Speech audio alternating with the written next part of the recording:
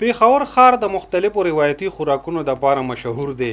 څه دپاره چې نه صرف د ملک بلکې د نړۍ د مختلفو حصو نه خلک د دې خوراک دپاره راځي. په دغه روایتي خوراکونو کې یو ګونکتیره شربت هم دی، کوم چې د خپلې ذایقې او د صحت د فایدو دپاره مشهور دی.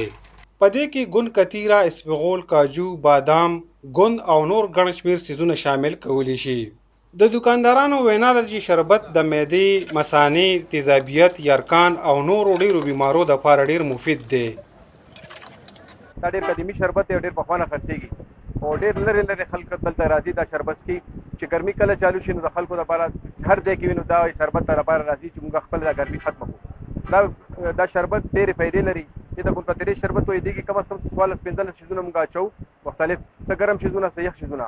یخ داسې چې هغه مطلب یخوالی پیدا کوي او ګرم دې دپاره چې یخوالی ډېر نه شي چې نقصان جوړ نه شي. کاجو، بادام، خجوره، میوه، اشرفي، کرونده او ګونکتیره، سپغول، تخم ملنګه او برف او سندل شربت نو دا شیونه پکې اچو او ډېر تقریبا 30 کالو نه دا چلیږي. ویل کېږي چې ګونکتیره شربت د ګرمۍ په موسم کې د بدن د ګرمایش ختمولو دپاره ډیر مفید دی.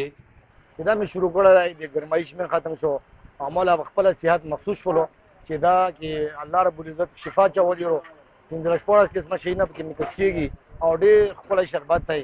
بلکې امیر صاحب هم ډېر ښکلی دینداره سړی رہی او الحمدلله یې پوه چې دا کم کور کې دله کې کړی رہی دا بس تجارت هم دی او خدمت هم دی. د ګونکتیره د شربت یو ګیلاس قیمت 120 روپۍ دی. د ګونکتیره شربت په ګرمۍ کې د خلکو دپاره د یو نعمت نه کم نه دی. صابر شاهوتی، سنو FM، پېښور.